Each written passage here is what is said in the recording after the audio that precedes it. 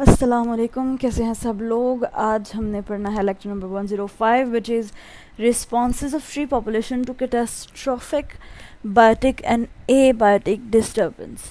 Biotic वो चीज़ें होती हैं जो लाइफ से रिलेटेड होती हैं, मतलब जो लिविंग थिंग्स होती हैं, यानी कि अगर लिविंग थिंग कोई डिस्टर्बेंस क्रिएट कर रहे हैं तो वो बायोटिक डिस्टर्बेंस होगी। एंड ए बायोटिक जो कि फ़िज़िकल चीज़ों की वजह से होगी, लाइक सन, लाइक लाइट, सॉयल, इस तरह की चीज़ें। Tree population have developed a mechanism to respond naturally occurring disturbances with their range. North American conifers, for example, have adapted to outbreaks of defoliating insects, spruce, budworm, यानी कि उनके अंदर ability है कि वो इस चीज़ को जो है एडजस्ट करते हैं। That have recurred at period intervals every 35 years, at least since the middle of Holocene 6,000 years ago. Climate change may, however, cause range expansions in herbivore insects and in diseases, causing increased mortality in non-adopted population. यानी कि अब अगर ऊपर उन्होंने north American conifers की बात की तो उनके अंदर एबिलिटी ये है कि वो उस चीज़ को एडजस्ट कर सकें, लेकिन जो अडॉप्टेड नहीं होते इस चीज़ के लिए, नॉन अडॉप्टेड होते हैं, उनके लिए फिर ये होता है कि डिजीज़ जो है वो बहुत ज़्यादा आउटब्रेक हो जाती है और डेथ रेट बहुत ज़्यादा बढ़ जाता है, मोर्टेलिटी जिसको कहा जाता है। This illustrated by white bark pine, whereas warming climate has increased access of stands to native bark beetles that are now able to reach higher elevations. जहाँ पे ये हुआ कि जो बार्क बीटल्स थी पहले वो एक लिमिट तक अबव द ग्राउंड, मतलब कि ट्री की लिमिट तक जा सकती थी, फिर वो बहुत ज़्यादा ऊपर ग्रो करना शुरू हो गई, मतलब कि वो ज़्यादा रेंज ऊपर तक जो है, मतलब कि अगर वो 10 मीटर्स तक पहले चढ़ सकती थी या ऊपर जा सकती थी, फिर वो 44 मीटर्स तक जाना शुरू हो गई।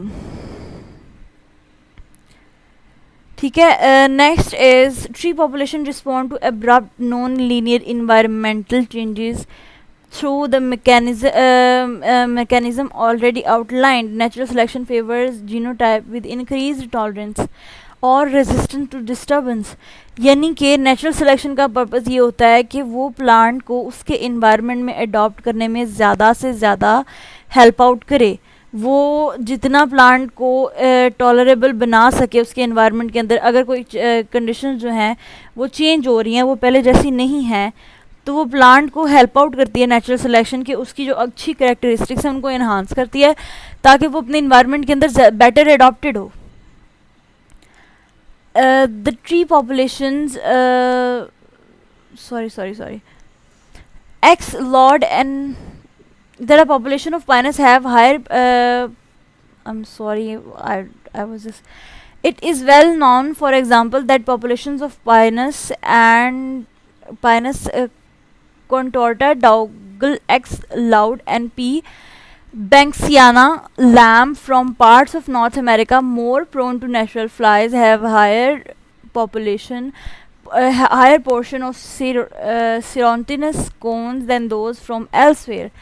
कि ये जो दो स्पीशीज़ हमने बात की है, Douglas ex Loudon and P banksiana Lamb, इनके पास जो पाइनस की कॉन्स होती हैं वो सीरोटिनस होती हैं, मींस के वो टाइटली क्लोज्ड रहती हैं अनटिल जब कंडीशन फेवरेबल नहीं हो जाती। अगर उनको सिग्नल मिलता रहे कि कंडीशन जो है वो अनफेवरेबल है तो वो टाइटली क्लोज्ड रहेंगी, ओपन नहीं होंगी। Until a fire has destroyed standing tree, then releasing seed to initiate rapid post-fire regeneration. फिर जब आग वगैरह या वो जो भी क्लाइमेटिक कंडीशन जो कि हार्श थी वो ख़त्म हो जाएगी तो फिर वो अपने सीड्स रिलीज़ करेंगी और अपना काम शुरू कराएंगी।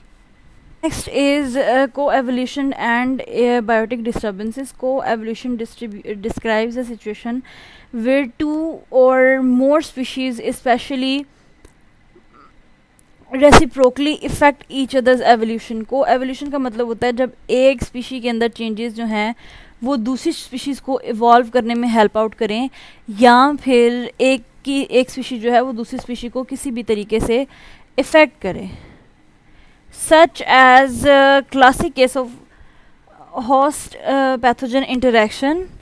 Changes in R gene resistance in the host lead to corresponding change in the V gene virulence in the pathogens. मतलब अगर host के अंदर R gene change हुआ है तो pathogen के अंदर V gene change हो जाएगा, triggering further rounds of change in one and then the other.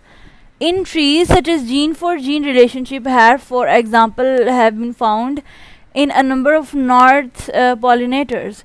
In the former case, a number of constitutive and induced defense systems, मतलब अगर एक के अंदर कोई डिफेंस क्रिएट हुआ है किसी but both mechanical defenses mean resins, canals, sclerids, cells and thorns.